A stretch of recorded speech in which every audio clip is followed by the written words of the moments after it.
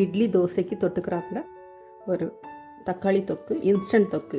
இப்போ இது எப்படி பண்ணலாம் அப்படின்னு சொல்லிட்டு பார்க்கலாம். அதுக்கு முன்னாடி எல்லாருமே நம்ம சேனலை சப்ஸ்கிரைப் பண்ணிவிடுங்க, லைக் பண்ணுங்கள், ஷேர் பண்ணுங்கள், கமெண்ட் பண்ணுங்கள். வாங்க வீடியோக்குள்ள போகலாம். ஒரு குக்கர் எடுத்துடுங்க. 6-7 பல்லு பூண்டு, பெரிய வெங்காயம் ஒரு சின்ன சைஸு, நல்ல பழுத்த தக்காளியில் ஒரு 3 தக்காளி, ஒரு சின்ன பீஸ் புளி, 1/2 டீஸ்பூன் ஜீரகம்.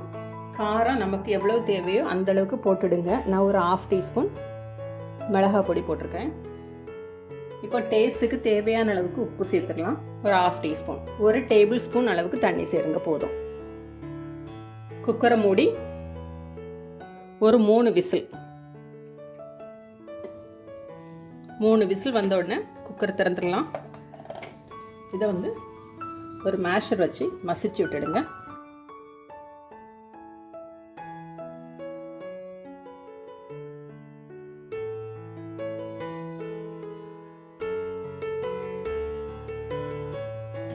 மிக்சியில் அரைக்கலாம் செய்யாதுங்க, மசிச்சு மட்டும் விடுங்க. இப்போ இதுக்கு ஒரு தாளிப்பு கொட்டிடலாம். தாளிப்புக்காக எண்ணெய் விட்டுடுங்க.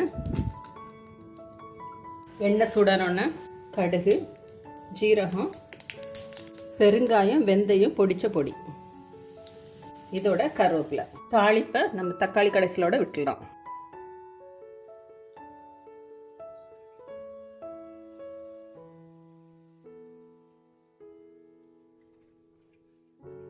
ரொம்ப சிம்பிளான, அதே டைமில் ரொம்ப டேஸ்டான ஒரு ரெசிபி. இட்லி, தோசை, கட்லட் எல்லாத்துக்குமே சூட் ஆகும்.